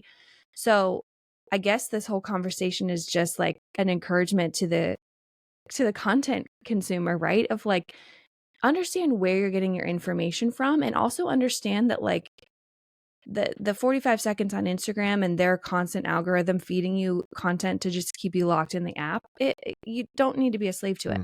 You can break free from it and you can dive in. I'm not saying you have to get off all socials. I'm not saying you have to throw away your smartphone, but, like, you know what, if you do, good on you. So I just, that Pro-Metabolic case study is a good example of something that has really good, probably, roots and, yeah, works for some people. But because it was picked up and interpreted by so many different voices, it lost a lot of that nuance. And we can fall victim to that as well. And this is something I'm constantly thinking about. We've talked about before how, like, sourdough can be the biggest illusion. Like, you can be like, I'm on my real food journey. I make sourdough now. And it's like, all you're doing is eating, like, a bunch of bread. Like, I understand it's a gateway into understanding how to make something from wild fermentation. That's super cool. Like, almost like experimentation in your own kitchen, building confidence. I'm not saying it has no good value, but there are elements to the nutrition space that can just absolutely be illusions to your health. And so remembering that and constantly centering yourself on the fact that, like, this is bigger than just the morsel of food you're eating is something I try to do. I think I had a thought when you were talking. I think it's really intelligent. I'm just going to say it differently because I like to do that. it's almost like if I were to, I know I got really spicy with the Pro-Metabolic, and I did that a little bit in turn just to get y'all talking about it, because I knew that it would at least inspire some conversation. But also, there were some true feelings I had about it. There are some people out there, and it happens with all movements, influencers. There are people out there that they are selling something, right? They're selling their content, and sometimes it's a little bit shameless is how it appears. So we'll move on from that though, and I'll say that because what you're talking about with the glucose revolution and input energy, output energy, and kind of like finding that balance, essentially the encouragement that I'm feeling from that is that I should and we should all be looking and learning and building our own kind of like specific to me diet, right? And it should be adapting and flowing as we go throughout our life. And as I get older, like there's just new ways and nuances that I should be introducing to keep myself in that kind of like optimal health. And when I'm running marathons, my diet should look different than when I am sitting behind a desk. And when I'm, an NBA basketball player, or I'm a, like third shift worker at, some like security telecom business, and I'm sitting behind a desk in a cubicle late. It's like there's different things you have to consider and think about. And finding any one diet can be potentially healing. So I will give them that. There's probably people that found healing with Pro-Metabolic, people that found healing with vegan, people that found healing with carnivore, they all have healing aspects to them.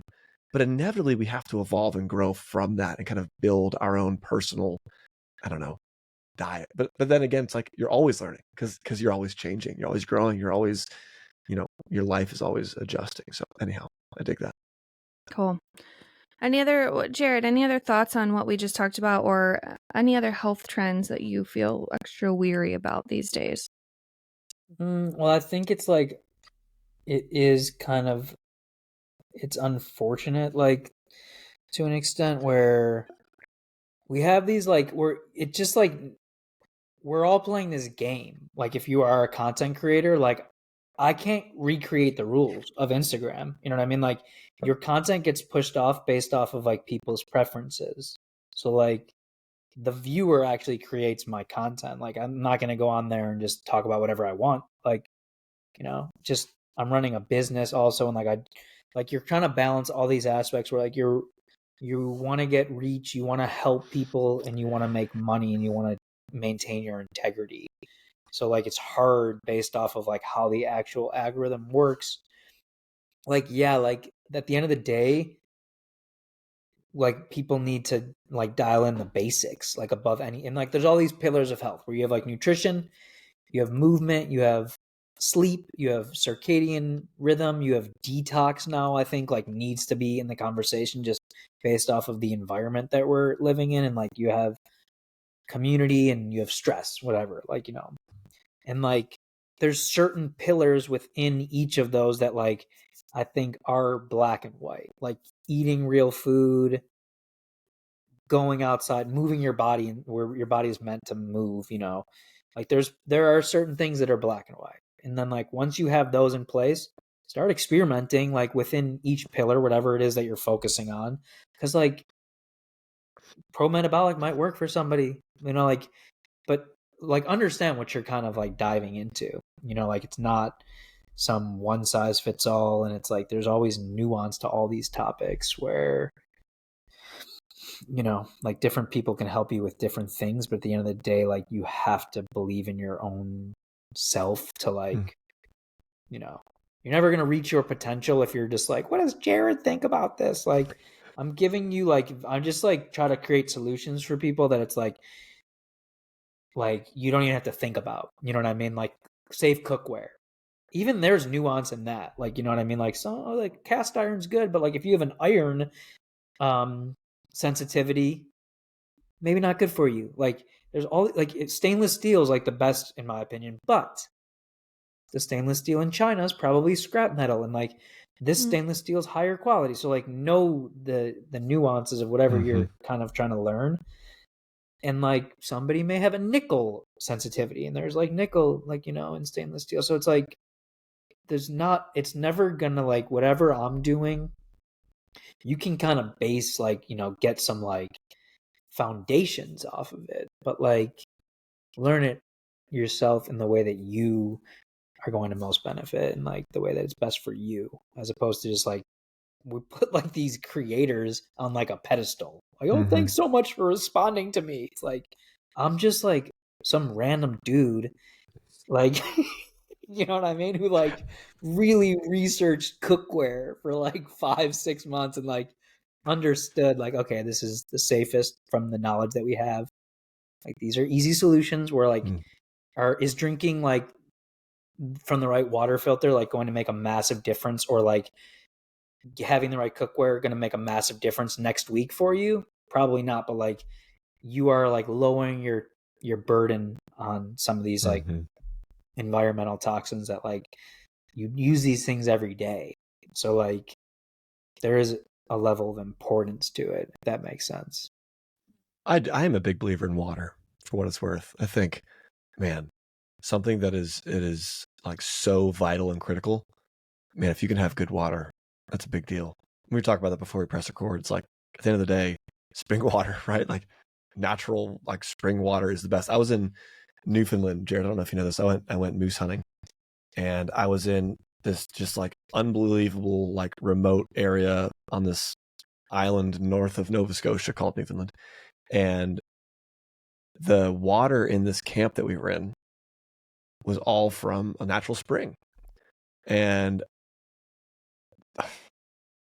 like, did it like make me feel like, $1 million? No, it wasn't like I was drinking this incredible, super clean spring water. No agriculture, even in they don't even have it there. It's like, it's not there. But I'll tell you what, it was a comforting feeling knowing that I wasn't having to worry about some aspects of my diet while I was there. And I definitely, consumed a considerable amount of spring water when I was in Newfoundland. And then I came home, and guess what? I don't have access to anymore.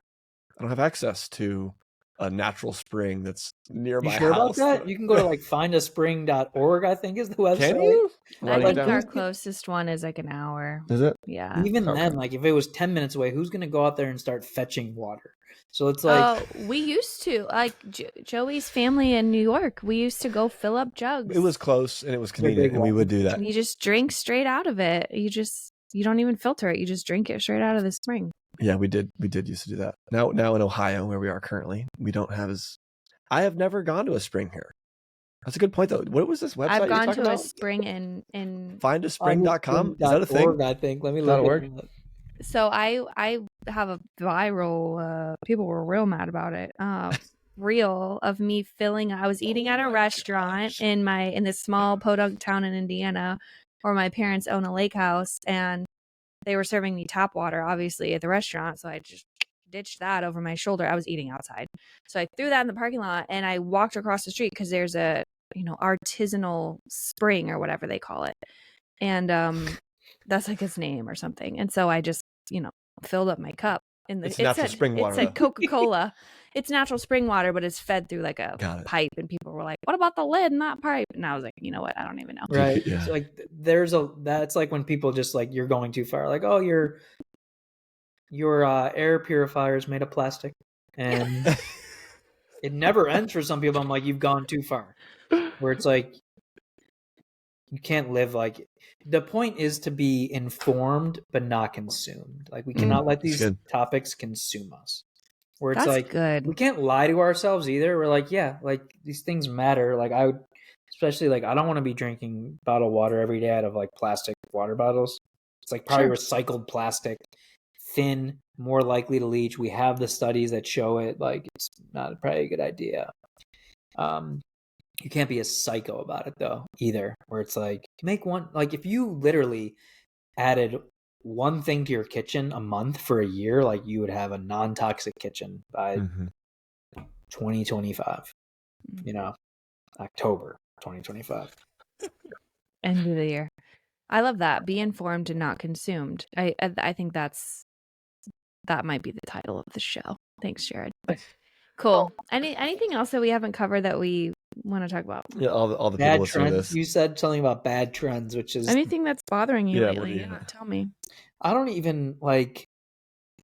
I think you're just seeing like it's so bandwagonish, where it's like like all of you guys are on the same diet and they're like really pushing this like oh I healed every disease imaginable by eating eggs and steak. Like, no, you didn't, dude. You know? Maybe you did. I didn't. You know what I Yeah, mean? So it's totally. like it's too there's too much arrogance to it. You're really like you're so sure of yourself on certain things that like cannot really be proven, especially when you're speaking to the masses, I think. Mm. And I have nothing against these specific diets necessarily, but yeah, you're just like too sure of yourself, and now you're gonna swing over here eventually because like we've seen certain creators do it, and it's like, yeah, I don't think anybody like I'm not trying to talk about myself, but like no one can come here and be like, oh yeah, I healed all my autoimmune by stocking up on like Wonder Bread and Jif peanut butter. You know what I mean? Like that stuff. That's like get that stuff out of your lives. You know what I mean? Mm-hmm. Like get the fast food.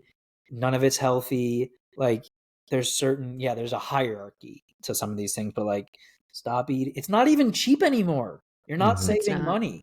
Like buy a meal prep book or something like that. Like there's plenty of them, or like buy somebody's guide and start making your own food. And if like you have to use all of your Sunday to do that, like like maybe you didn't get to watch your fantasy football team, which is not really giving you anything in return, but like your life will be better if you start eating real food. So it's like, and then you will start making more money, in my opinion. Like all these things kind of like trickle into each other. You feel better, you have better relationships, you are more valuable to your job because you have more energy, and all these things. It's like it is holistic in itself. So it's like make that sacrifice to get these like terrible foods that are like really destroying our society, where it's like we talked about some of the numbers earlier, where it's like how do we have 50% obesity almost? Like what's that going to look like in 10 years? Like fertility is like plummeting. Like it's not just going to resolve itself. So like, and no one's going to do it for you. Kellogg's like, oh yeah, we're boycotting. Like we talked about like the they got that corporate consciousness. That's what they're doing. Like it's what they have to do. They have shareholders. You know what I mean? Like they have a board that they have to answer to.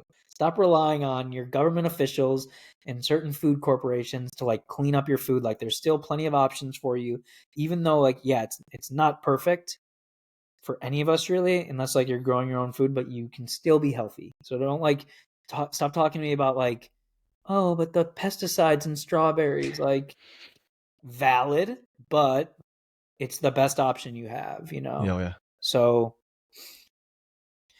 yeah. I think the bandwagon comment, I think we run a risk if we just live in our social media world of like everyone just trying to live a clone of each other's lifestyle.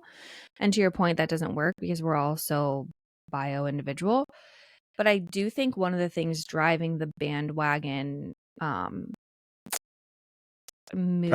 practice, yeah, it's not a movement in and of itself, but it's like a cultural phenomenon that like I do think one of the things that could be potentially driving it is that the way that companies market to people now is through content creators, is through, hey, I have this cool product, let me share about it. I'll tell you right now, I haven't shared this on the podcast yet, but like there's a laundry detergent that like every girl in the crunchy, holistic,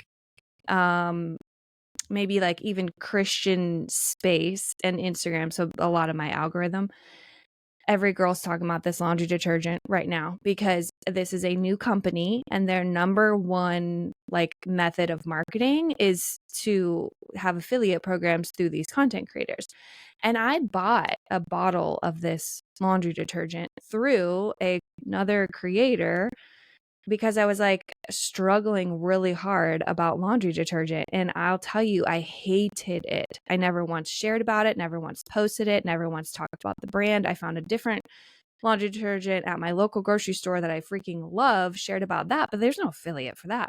But I think that people, if you knew. I think if people knew that, like, it's not a coincidence. It's not that the product is so good that everyone happens to be stumbling upon it spontaneously. It is the marketing That's a great point. strategy That's a great of point. the company. Like everybody's taking the colostrum, you know what I mean?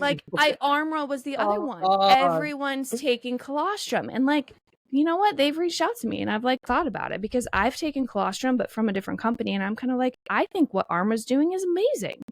But, like, it's not that these products are proving to the market that they're so successful because everyone's just serendipitously finding them. It is their marketing strategy. So Yeah. this is going to create a cloning culture, a bandwagon movement, because that's how these companies are now speaking to the end consumer. And it's just something that, like, I think if people were more aware of, they wouldn't be so prone to, like, oh, I have to have this because, like, 5 people I know are talking about it. You'd know why 5 people are talking about it. Not that there's anything wrong with it. It's just my final 2 cents. For sure. It's marketing, like Athletic Greens, you know. Everybody Athletic takes it Greens. because it's like it's on like the most popular podcast, which is like kind of disappointing that some of these, like, I'm not going to name names, but some of these like huge influencers I think provide such valuable information, and they're very science-based until their sponsorship comes to the table. Like, there's no science that proves that Athletic Greens is beneficial, or like these new Jacob bars that people are like. What are these? Have you seen it? The owner of, like, the creator of RX Bar, you know, which is actually a Kellogg's company. We're boycotting. It is. But it is in a Kellogg's he created company. this protein bar. It's called the Jacob Bar, and like for like ingredient aficionados like myself, it's like, okay, the whey protein, like the milk that they're getting from, is like the lowest quality. There's no non-GMO certification on there, so like, you know, you're getting it from like cows that were in CAFO feedlots, and like, it's just low quality milk. And then they're using like fillers. They've like rebranded seed oils in some, you know, crafty way, and there's genetically modified like fillers in there, but like they have the best ratio of protein to calories of any protein bar. So people are gonna like buy it up. And you're seeing like some really, you know, influential podcasters and health influencers that they've gotten on board because they're getting paid. So it's like, don't trust me, don't trust them. Like, learn what you can about these different topics and like use your discernment to make like the best decision possible, because some of these products are good products, and like I'm totally in alignment, but like I'm also like, that company, like the colostrum, and I have nothing against them. They reached out to me and I'm just like, you know, it's expensive for people. Like I took it and like I didn't, you know, it's not like I dislike it, but I didn't like, you know, it didn't really like move the meter for me. So I'm like, I can't in good faith take, because some of these brands offer us a lot of money. Like, I do not have like a lot of paid people that just like give me like lump sums, you know. It's like not a part of like my business model, because it's like I'd rather make less money than like constantly be a slave to promoting like a product. Like, yeah, I like it, but like I just don't want to talk about it, you know, right now. So it's like I am very selective in like the brands that I actually am an affiliate for, but like I use them all like religiously. You know what I mean? It's not like I'm like, oh, I read about this and such creator used it, so it has to be good. It's like, send me some, I'll use it for like 1 or 2 months. You know, I live with these things. They're like day-to-day necessities for me. So like I feel good about sharing them, but like there's a lot of creators like it's hard. People are like putting a lot of time and effort into it, and like we talked about the energy reciprocation where like they're not getting anything in return always, and like there's also this like subconscious level where like, oh, this guy's giving me so much good free information, and like, let me just buy this supplement from him. Like, you know, it's like, I think something happening on like a subconscious level where people just want to support you sometimes. But like, so there's just so many dynamics to this where like everything we've talked about, there's so many layers to all these things, to approach topics with like an open mind, because there's always something more to learn. You don't know, none of us really know that much of like how the world really works. There's just like so much going on here that like, you know, you do want to have compassion for people, because I don't like the people that attack me like I don't even respond at this point, but like it's hard to not like match that energy. So it's like people are just like so loose on social media, like just going at people where it's like, it's insane. But it's like I like stop, like, because sometimes I'm like, there's only like a few topics that really trigger me. It's like, oh, LeBron's better than Jordan. I'm just like, no, like, no, stuff like that, where I'm like, but you don't want to start attacking people. Like, it's just like, you both look like idiots, from a distance if you're like in an online fight with people. But like, people need to stop. Like, if you don't like a post, just scroll along. You're not going to change someone's mind. You're fanning the flames in like a very already like, combustible environment. Social media is toxic. So like, it's just it's a paradox to like try to change people's health in an unhealthy place, social media, try to change people's opinions. Like, people are just like, we're kind of like wrapped up in our own worlds, and like it's hard to change your paradigm unless you see like some very strong evidence, whatever it may be. If the haters only knew how much we benefit from the hate, Yeah, I was gonna say they would be so sad. Yeah. The posts that go viral are the ones in which people are fighting in the comment section. I know, it's crazy. Like, it's a shame, because if I'm like, here are 10 beautiful foods that are great for your body, no one cares. But I'm like, these 10 foods are killing your kids, and it's just like savagery. People like are ready to die for Rayo's tomato sauce, ones dude. that go viral, and I'm like, you're leaving me no choice. You know what I mean? I've watched a number of Jared's posts, and one of the willingness people have to like lay their life down for Rayo's tomato sauce. It's like I can't. I really. What's funny is I didn't even know what Rayo's tomato sauce was until I started seeing Jared's posts. Never bought it. And now I'm like, dude, people are like, I mean, you should see people. It's not even just like, I hate you. You don't know what you're talking about. Because like those are just like, okay. There's people in there that are like talking about the history of like their families and how like this is so meaningful to them, and you can get lost just reading hateful comments. And I don't know what it is. Maybe I just like feed off the energy because I'm so competitive. Like the haters, dude, it just keeps me going. It's almost like I need that. Yeah, we need to shift our priorities. Like, why do people? It's like, it's just a mediocre jar tomato sauce, dude. It's like not, and it's like, I came with the receipts. You know what I mean? Like, I don't even. But again, it's like, I just know that these are topics that people care about. I want to bring them into my ecosystem, and like, I know I can help them. But when you tackle some of these topics that are like, I mean, this is just how the world works. Like, we talked about it earlier. Like, it's just like kind of an aspect of like the entire game that you don't like, but like, provide context for people. And then like I think if once you can get somebody into like your ecosystem and like learning from you, like you can potentially help them if they're going to invest in your solutions. But like, everything's so quick now, Rails, they go crazy over that. Like, it's just like, I mean, I don't like that brand though. You know what I mean? Like, it's a genuine. I don't like the ones that really, like, the ones that I really dislike are like first of all, like, we all hate the Kellogg, but then it's these brands that are like, they're marketing themselves as healthy, and like they're really preying on people, and like, you're not, dude. Like, Caraway cookware. You're not non-toxic, dude. Like, you're not. You know what I mean? Like, you actually are toxic, and you're bad for the environment because people are buying ceramic cookware that's not really ceramic. It's a non-stick coating. It's scratching. And like, do your research. Look at the warranty. The cookware that I use has like a lifetime warranty because it's high quality. So a brand can put that behind their product if it's going to last. If your product only lasts a year, which is like, I can't remember if Caraway is 1 or 2 years, but if you're looking at like the conglomerates of like the ceramic cookware space, Green Pan, Our Place, Caraway, they all have either a 1 or a 2 year warranty. So it's like, you're telling me your product's bad right from the jump, because you would go out of business if you put like a 5-year warranty on that, because the internet is littered with examples. So like, I know you're a chef. Like, I'm guessing you guys are not replacing your cookware every year. It's so So it's funny. I like, mean, think about this. Imagine back in, 50 years ago, when Depression era, 1940s. Is that the Depression, 1930s? When did the Great Depression happen? Was that the 30s? So imagine 1920s. 20s. Sorry. So I'm very, very educated.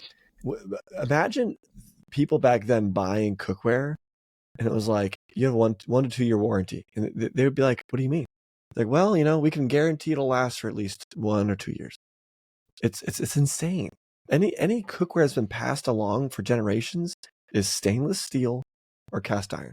There is no other, maybe aluminum. But like if you've got a passed on aluminum pan, it's time to retire that pan and move into something that's a little bit. right. Couldn't agree more. It's crazy. You're not going to be passing down your nonstick pan to your children someday. It's just not going to They're happen. like they can be so detrimental too. They scratch, and now you're releasing microplastics into your food. There's just like no reason to use those. It's crazy. But it's like these brands, they prey on people because they use clever terms. You see it in the food: gluten-free, dairy-free, like they'll use terms in food, and it's like, okay, we know what's not in it, but like what's actually in it? You know what I mean? Because like they'll put something on every label: natural, real sugar, fruit, and it's like people don't even read the ingredients, but they do the same thing in the cookware, like PTFE free, where it's like Teflon free. Okay, there's like, how many thousands of chemicals there are that could be in there, where like they just, kind of cherry pick a few. It's the same patterns that we're seeing, and people fall for it because like those are the most popular pans. Like everybody's like, oh, I thought I was doing well, and I feel bad telling you that like it's not a good product. And these companies, like they just they just lie to people. It's like sad, you know what I mean? Like there's still an individual, even though we've kind of like let some of these corporations off the hook just because of the dynamics, but like there's still a person at the top of that, like doing their marketing, where it's like non-toxic. Like, no, you're not, dude. Like, non-stick pans are like the processed packaged food of the cookware. Yeah. So the way I would describe that is like in culinary school, right? You learn how to cook, and I am benefiting from the fact that I went to culinary school. I learned how to cook. I've been cooking for a long time, working in restaurants, etc.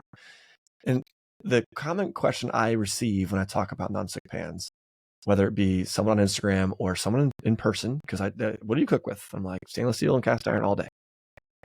And they'll say, well, how do you cook your eggs? That's the first question I get. How do you cook your eggs? I'm like, I don't know. The same way people have been cooking them for the hundreds of years before we had non-stick pans. There's so many videos. Do you think that people just didn't cook eggs? It's crazy. You can literally go to YouTube or TikTok and like search for cooking eggs on stainless steel. It's so easy. It's crazy. It's crazy. Scrambled or fried. 100%. You can do basted, for like 5 minutes. Use the mercury test. You know what I mean? It's not that hard. Like, anyhow, I think there is, right. It's the processed food of the cookware industry, because I'd be lying if I told you they're not more convenient to cook in. So if you've cooked scrambled eggs in a non-stick skillet, it's brainless. It's like, it's a brand new non-stick skillet. I mean, bad ones obviously are worse than stainless steel in my opinion, because you can't even then scrape it up because you've got no ability to do that unless you want to eat the plastic too. But you don't have to do anything. You pour them in there and they kind of just like glide around. You're like, ooh, right? And then like 3 weeks later, you're like, everything's sticking to the pan. You're like, what happened? You know what I'm saying? It's crazy. It's such a jungle out there, because you do have certain creators that are like, they're so ingrained in the system where they're like, it's fine. We have the studies. It's fine. The process, everything's fine.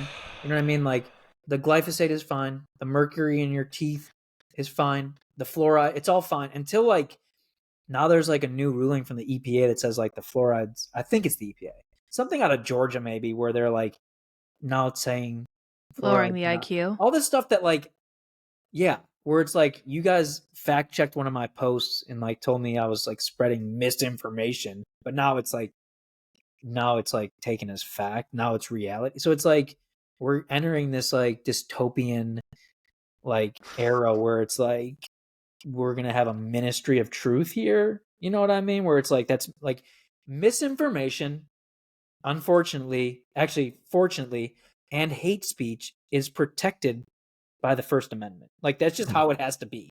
Like be smarter, use your discernment, make a decision. You cannot start censoring people. Like it's like probably the most dangerous thing for our culture, Mm-hmm.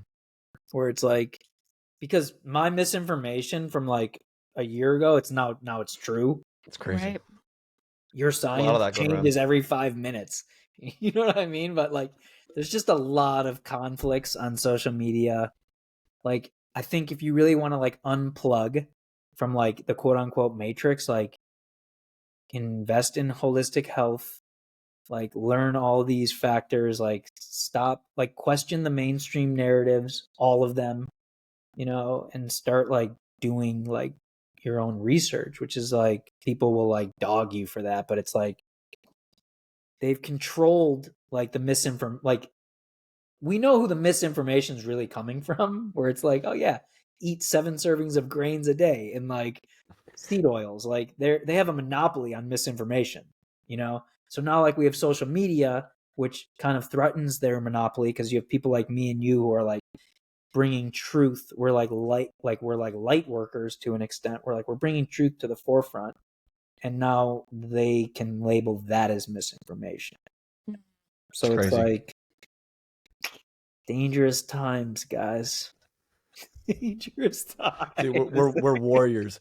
Hey, let's save the Did I lose you there, Liz? On my No, tirade? you guys are so funny. I feel like you guys would just talk we for the would next we would 4 hours. let's I save love it. let's schedule another one of these, Jared. Yeah, Tell everybody where they can. Let's tell everybody where they can find you, what resources you have available for them. Plug yourself as much as possible so they know where to find you to either give you the hate you're looking for, Yeah. or the or questions, because you know they earnestly, they have an earnest desire to improve and support what you've got going on. Well, I've got the best way to find me is Instagram. It's the.health.goat, GOAT, like greatest of all time. So the.health.goat. And then I got the free non-toxic kitchen guide, which gives people like swaps for all their appliances, like pots, pans, air fryers, which is another tricky one, water filters, like everything, cutting boards, all these things. That's free download. And then I've also got a grocery store guide in there as well, which is $28. Actually, that one's not free, but it gives you swaps for like the entire grocery store. So like every aisle, there's like a kind of a page for every aisle: chips, cereal, granola, cookies, where it's like, these are the brands that you want to avoid, kind of what we were talking about in the beginning. And these are the brands to favor and support, you know, like, because you're kind of supporting, you're supporting brands that are making a conscious effort, like to kind of put out quality products, and making those swaps will definitely help you and your families, your children's health. Like the guide's really for parents, like shopping for kids, because at the end of the day, we've talked about it, like you really don't want to be eating that much processed food to begin with. But like there is a huge difference in Cheetos and like the Sietes of the world. There's a major difference like in that stuff. So yeah, those are my main 2 offerings right now. That's amazing. And like we said before, you can find Jared on a previous episode if you haven't been here with us this entire time. That was probably, what, 2 years ago at this point? Yeah, it was a while ago. A long time ago. It was a while ago. And it's a great conversation as well. Jared, thank you so much for jumping on here. Yeah, I appreciate you guys. An outstanding having me on. conversation. It was awesome. I loved it. And with that, Jared Ralsky has left the virtual chat. What a time. What a time. It was like, you know, it's so funny when you talk about something with, quote, a lot of nuance. And even that word is so overused. I hate using it. It's so cringy now. It's like nuance. It's just like an excuse to say like it's a complicated topic. Yeah. But it's like you say a statement and then you immediately sound like you're contradicting that statement, but you're like digging into more context. I feel like this show was a little bit of back and forth. So if you felt that tension, it's because it's a complicated topic. Totally. Okay. So we wanted to take these topics. We wanted to be fishy, like deep. Fish around in there and kind of pull things out and examine them and say what we care about. And like at the end of the day, this is all opinion. None of this is fact. No, we don't know the owners of Siete or Kellogg or Vani Hari or Just Ingredients. Like it's just our opinion. Mhm. And if that was interesting, stimulating conversation to you, great. If not, I think though that we also brought a little bit of a peek behind the curtain of influencers. We've done a lot of research on a lot of these topics, and from like a utilizing different things and trying them trial and error. Like, so while yes, they are all opinions, I hope that these opinions were ones that maybe you haven't heard before, or they were positioned in a way that can help inspire you all to make decisions that are best for yourself. And like I said before, hopefully what's going to happen as a result of this podcast and the efforts that we're doing at Homegrown are going to make us irrelevant, because you are so educated, inspired, and equipped to pursue a real food journey that you don't need us anymore. Yeah. And to help you get there, we have some resources for you. You go to homegrowneducation.org and find all sorts of books to get you and your kids on that real food journey, get you on the path towards food freedom. Check it out. There's a real food guide. We've got the Real Food Framework, which is the new book that Elizabeth referenced in the episode. Definitely go check that out. It's the epitome of everything we talked about today. It's like, I'm giving you examples of what's worked in our kitchen. I'm telling you, I'm giving you a lens through which you can view food and like household products and the holistic lifestyle at large. But I'm not telling you, now there are some resource pages that are like, hey, this is how I stock my kitchen.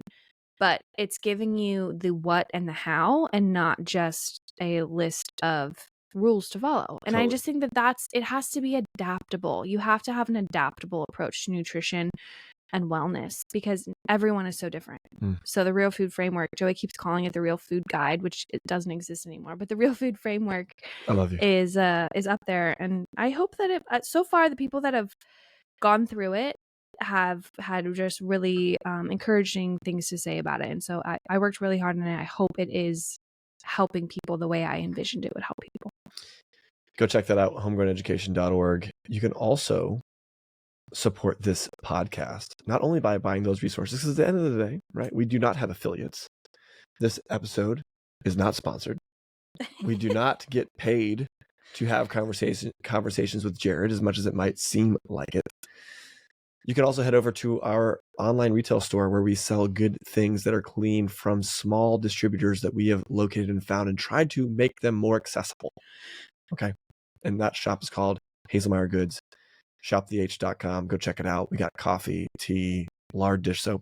I like to keep dropping a pin on the lard dish soap, because I feel like I really just want people that walk away from these podcasts knowing, I want people to walk away from these podcasts knowing that lard dish soap for your dishes is better than other soap. Even if you don't buy it from us, it's fine. Make it yourself. I'm just telling people that we have seen the light, and using an amazing horsehair brush, sponge, something like this, you like the like perforated cloth? I like the cloth, but I've been using the brush exclusively, and we sell an amazing dish brush on our site, all non-toxic, made with natural ingredients. And what I mean by that, because ingredients sounds weird when you're talking about a dish brush, this is a horsehair and wood and metal made brush. It's awesome. No plastic in it at all. And made in Germany. They're incredible. Go check them out. But when you're washing your dishes with lard dish soap, it's just, especially with it being solid and not being a liquid. Anyways, I can't go back. I can't go back. So I would like to think that I wash an unusual amount of dishes, even though I do have a dishwasher. I have some friends who don't have a dishwasher at all, so they probably trump me. But I hand wash a tremendous amount. I would say like at least 50 dishes a day. I'm hand washing, drying, putting away, doing multiple cycles. And I love the lard dish soap. One, it lasts so long. It's not like I'm going through a bottle a week, which I used to just burn through detergent. But also in those winter months when you're washing dishes constantly and you have those really hard dissolvents and chemicals and grease fighting, and it's like green. You're like, why is this green? Or it's really fragrant. Totally. And you know, your kid wants to wash the dishes, but then they're like pouring the blue soap and it's so fragrancy, and you're like, you're breathing all this in. I don't deal with any of that. And so it's like, not only are my hands just as soft as they are in the summertime, even in the winter, but also it's literally saponified animal fat. That's what this soap is. It's saponified fat. So good. Most traditional thing you could possibly have in your home. This is how they would have washed dishes back in the day. We just happen to love it. We made it ourselves, and then we were like, well, we can't make this volume for everyone, so let's find an awesome producer who's making it, and that's where we are. Friends, shoptheh.com. Go there to find large dish soap, or seriously, make it yourself. But we have it for sale. Go check it out. We've got sourdough making products. We've got wood kitchen utensils, all sorts of amazing things on shoptheh.com. Friends, you can find us on Instagram if you haven't heard from us enough. I guess we might hit 2 hours on this episode. If I just keep filibustering, I might get us there. You can find us on Instagram. I'm at Joey Hazelmeyer. Elizabeth, or Liz, is at Liz Hazelmeyer, and at Homegrown_education. We have a Substack to just keep filibustering even further. On this Substack, Elizabeth and I do a lot more in-depth dives into situations, current events, issues, and challenges that we're seeing in our home. And we give you a lot more of our opinion, which we sometimes like to leave to the experts of our show. And you can find those episodes, which are exclusive to our Substack community, at substack.com/homegrown_education. Something like that. I like it because we do these linked in our bio too. We do these 30-ish minute podcast episodes. So it's still a podcast. You're still hearing our voice talking. I also write some articles because I love writing, but it's a little peek into the brains of Liz and Joey, just a little bit further than how we can go on. And let me tell you, it's scary in there.